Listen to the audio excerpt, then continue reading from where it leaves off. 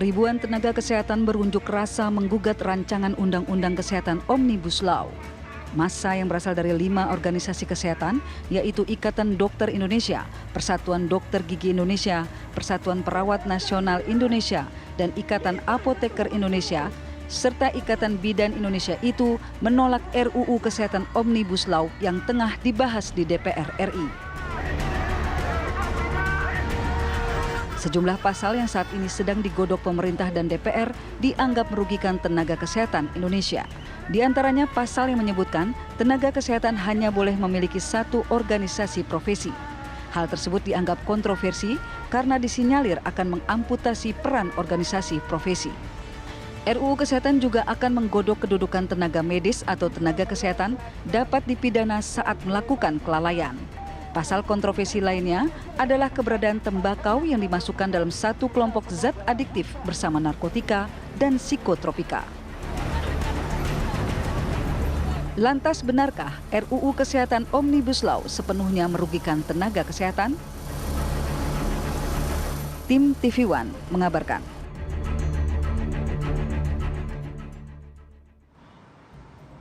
Ya, memang kehadiran atau pembahasan serta penyusunan RUU Kesehatan Omnibus Law ini masih dalam tahap pembahasan dan juga penyusunan. Ini kemudian kalau kita lihat di layar kaca pemirsa, ini adalah pasal RUU Kesehatan yang menjadi polemik.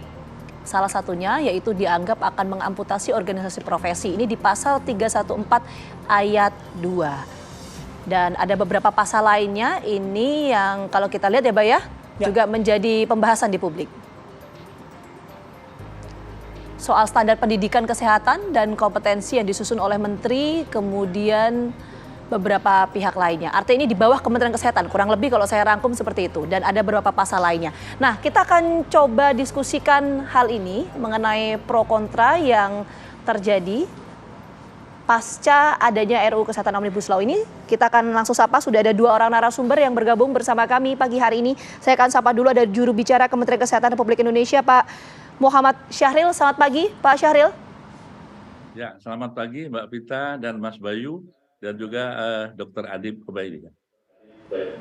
Oke, sudah dikenalkan juga oleh Pak Syahril. Terima kasih banyak karena berhubung sudah dikenalkan. Bergabung juga bersama kami di studio ada Pak Muhammad Adib Kumaidi, Ketua PBID. Selamat pagi Pak Adib. Selamat pagi. Oke. Selamat pagi Pak Syahril. Baik, tadi Vita sudah menyampaikan ada beberapa pasal ya yang menjadi pembahasan di RUU Kesehatan ini. Nah, kita pagi hari ini akan coba fokus pada satu hal mengenai adanya potensi pidana pada nakes bila dianggap lalai. Itu di pasal 462 ya di RUU Kesehatan ini. Saya langsung ke Pak Syahril. Pak Syahril, dalam pasal 462 ini ada potensi kemungkinan nakes yang dipidana karena lalai begitu.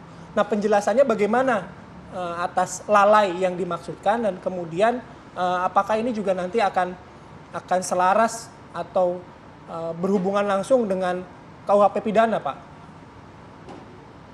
Terima kasih. Jadi setiap pekerjaan, termasuk juga profesi, itu ada suatu resiko yang bisa terjadi ya. Nah, kalau di kesehatan adalah suatu risiko di mana yang disebut dengan kejadian yang tidak diinginkan, ya, macam-macam akibatnya. Nah, tentu saja dalam RUU ini sebetulnya kita mensimplifikasi ada 2 undang-undang yang berkaitan dengan perlindungan tenaga kesehatan. Satu adalah Undang-Undang Praktek Kedokteran, yang kedua Undang-Undang Kesehatan di tahun 2009. Semuanya sudah ada diatur di sana. Nah, di dalam rancangan undang-undang ini justru kita mengusulkan penambahan lebih pasal itu agar tenaga kesehatan ini betul-betul dilindungi. Sebagai contoh begini, jadi kita membuka ruang apabila dokter atau tenaga kesehatan yang lain dalam melakukan profesinya di rumah sakit atau dalam praktek, maka akan dilakukan penilaian ya, investigasi berdasarkan profesinya. Kalau dokter ya dilakukan oleh dokter, kalau perawat oleh perawat.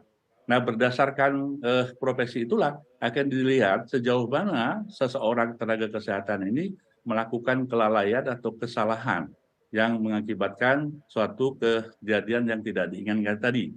Nah, berikutnya apabila terjadi sengketa, tentu saja kita akan mengusulkan dalam pasal ini sebagai suatu pasal mediasi, ya, mediasi di luar pengadilan. Jadi tidak serta-merta dokter atau perawat ataupun tenaga kesehatan apabila melakukan suatu kelalaian atau kesalahan di dalam melaksanakan tugas profesinya itu serta-merta harus pidana, tidak. Justru kita lindungi di dalam melakukan profesi itu, yaitu melalui mediasi-mediasi di luar pengadilan. Dan tentu saja penyelesaian-penyelesaian juga ada di dalam disiplin profesi masing-masing. Kalau perawat ya disiplin profesi perawat, kalau dokter disiplin profesi kedokteran. Di situ ada Majelis Kode Etik Kedokteran Indonesia. Dan satu lagi ada pasal yang kita tambahkan yang belum ada sebelumnya, yaitu perlindungan kepada tenaga kesehatan yang sedang melakukan pendidikan. Ya, apabila melakukan suatu juga kelalaian atau kesalahan. Dan mereka berhak mendapatkan perlindungan pada saat melaksanakan praktek di rumah sakit tersebut dan juga mendapatkan perlindungan terhadap suatu kekerasan apapun dari masyarakat termasuk dari lingkungan sekitarnya. Jadi dia betul-betul diberikan suatu nuansa perlindungan hukum dan keamanan sekaligus kenyamanan bagi seorang tenaga yang akan mengikuti pendidikan kedokteran.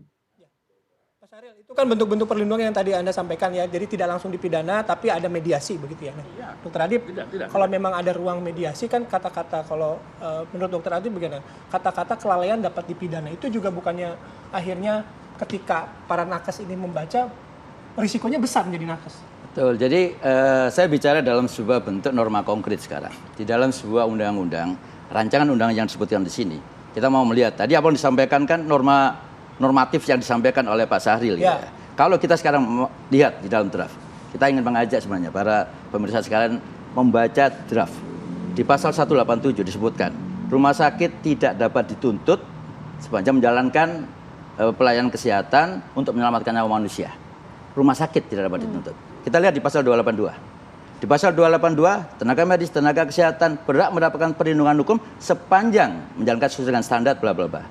Tapi kemudian di 320, 321, di 326 disebutkan bahwa yang mendapatkan kerugian ya masyarakat atau pasien bisa melakukan yang pertama menuntut. Ya. Yang kedua aparat bisa melakukan sebagai upaya mediasi, restoratif justice. Tetapi ada pasal 328 menyebutkan masyarakat bisa melaporkan kepada tadi yang disebutkan konsil atau majelis kehormatan disiplin, tetapi nah di bawahnya tetapi masyarakat juga bisa melanjutkan untuk ke arah masalah pidana dan perdata juga. Nah, ini beberapa lapis yang kemudian menjadi sebuah concern bagi kami. Kenapa? Kalau hanya norma abstrak saja, berhak mendapatkan perlindungan hukum sepanjang menjalankan standar, ukuran standar ini akan bisa berbeda. Kita sekarang pasien kita, semua tenaga medis, tenaga kesehatan sekarang melayani BPJS gitu loh. Dan kita tahu efisiensi pembiayaan di dalam BPJS gitu loh. Kalau kemudian sekarang kita harus menjalankan standar yang kemudian dimaknai oleh masyarakat dan standar yang kemudian dimaknai dalam sebuah tertulis oleh BPJS itu berbeda. Akhirnya apa? Saya akan memeriksa semua. Saya CT scan aja deh semua, takut ada apa-apa nih. Takut dituntut. Saya MRI semua. Apa yang terjadi? Pembiayaan kesehatan berbiaya tinggi. Siapa yang dirugikan? Negara dan rakyat. Gitu. Jadi ini sekali lagi bukan dalam konteks kepentingan daripada profesi, tapi ini adalah kepentingan kesehatan juga. Sehingga yang kita minta adalah, kalau tadi disebutkan rumah sakit tidak dapat dituntut, kenapa dokter sekalian disebutkan tenaga medis, tenaga kesehatan tidak dapat dituntut sepanjang beritikat baik menjalankan praktek profesinya sesuai dengan standar. Itu. Oke, baik. Dok, begini, mungkin untuk memudahkan gitu. Kan kemarin di Lampung ada kasus yang viral, Dok ya. Yes. Ada dokter dipukulin sama pasien karena pasiennya ngerasa nggak sembuh-sembuh gitu Yes. kan. Nah, tapi kan itu adalah subjektivitas dua pihak yang berbeda gitu. Nah, kalau misalnya tadi soal dokter tidak bisa dapat perlindungan hukum dan lain sebagainya, dengan kasus-kasus yang mungkin banyak di Indonesia, implikasinya kalau berangkat dari kasus itu akan seperti apa, Dok? Jadi kan kita harus melihat bahwa tenaga medis, tenaga kesehatan ini kan tenaga strategis. Yes. Kalau kemudian sekarang perlindungan hukum kepada tenaga medis saja, tenaga kesehatan tidak ada, sekarang kita bicara di daerah. Problem-problem yang di daerah bukan berkaitan dengan masalah kesejahteraan saja, bukan. Problem yang berkaitan dengan keamanan. Problem yang berkaitan dengan sekarang kita masuk di dalam satu era namanya era litigius. Masyarakat semakin sadar dan semakin pintar gitu loh. Itu yang kemudian berimplikasi bahwa standar yang akan diminta oleh masyarakat itu juga semakin tinggi. Kalau bisa saya ketemu dokter langsung sembuh gitu loh. Ya. Nah, itu yang kemudian pada saat dokter dan tenaga medis tenaga kesehatan tidak terlindungin, kasus-kasus seperti itu akan banyak. Dan itu udah mulai banyak juga sebenarnya. Jadi perlindungan hukum itu yang Perlindungan hukum dan ya? kepastian hukum ya. Oke, nanti saya mau ke Pak Syahril lagi, bagaimana kemudian RUU Kesehatan ini bisa menjawab mengenai perlindungan dan juga kepastian hukum itu. Tapi nanti usai jeda kami kembali saat lagi untuk Anda. Tetap bersama kami. Oke, saya mau langsung lanjut ke Pak Syahril. Pak Syahril, semangat dari RUU Kesehatan ini kan supaya ada pemerataan tenaga kesehatan, dokter dan lain sebagainya di beberapa daerah. Tapi yang dipertanyakan oleh Pak Adip tadi adalah bagaimana goals itu bisa tercapai kalau tidak ada kepastian hukum di sana. Itu gimana Pak Syahril? Jadi RUU ini kan inisiatif dari DPR yang diserahkan kepada pemerintah, ya. Nah, pemerintah dalam kurun waktu sekitar 3 minggu melakukan dengar pendapat, masukan dari seluruh sektor terkait untuk mengisi, mengoreksi, dan menyempurnakan. Makanya muncul daftar inventarisasi masalah yang sebanyak 3.020-an itu diserahkan ke DPR untuk dibahas. Belum disahkan loh, ya.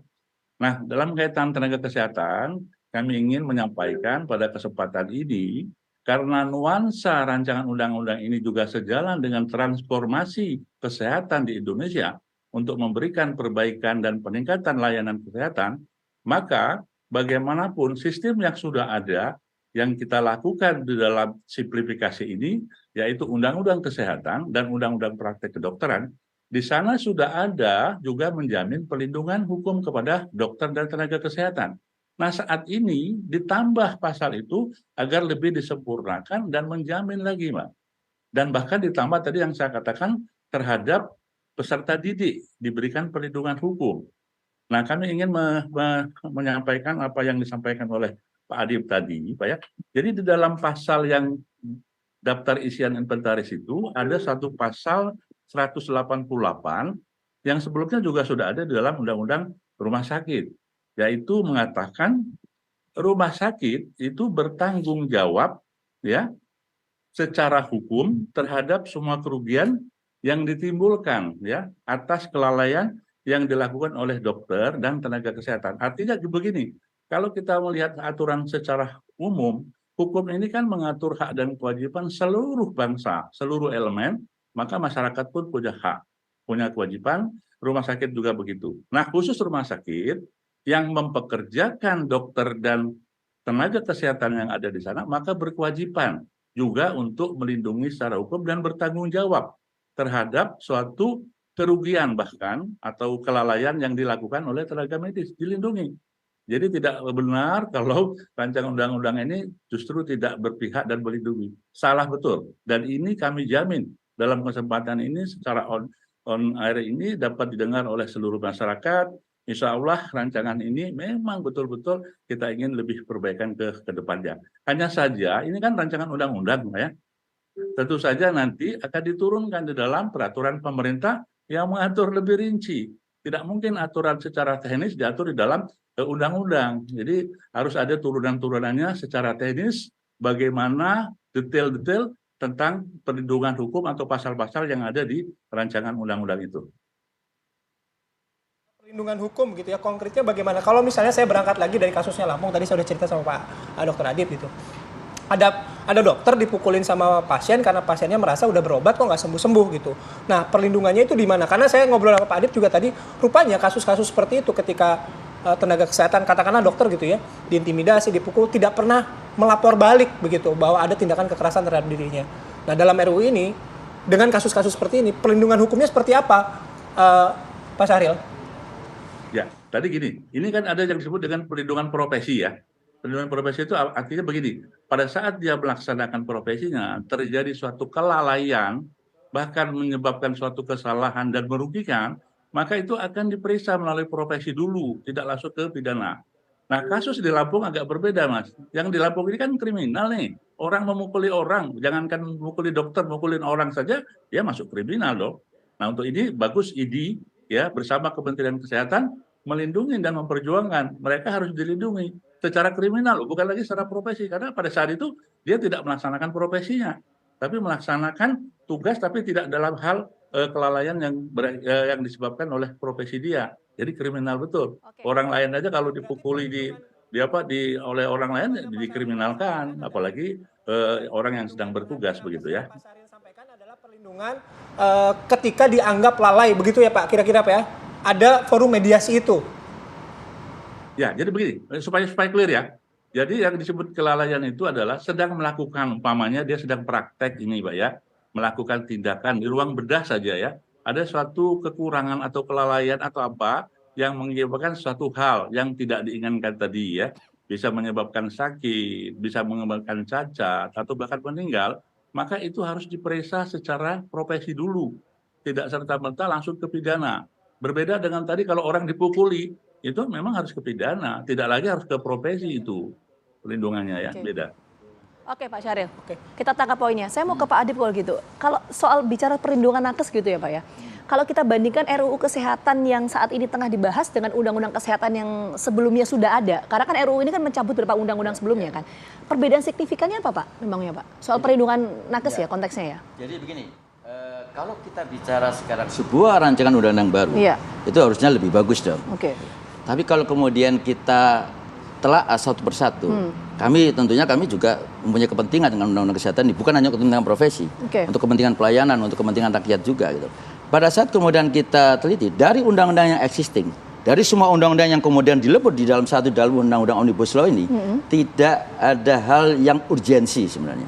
Jadi Itu undang-undang konteksnya apa? ini, Tidak hal yang urgensi, undang-undang konteksnya ini apa? tidak menjadi undang-undang yang lebih baik daripada undang-undang yang Indikatornya apa? Jadi kalau kita bicara sekarang, Ya. ada namanya undang-undang yang berkaitan dengan undang-undang kesehatan. Undang-undang kesehatan itu lex generalis sebenarnya.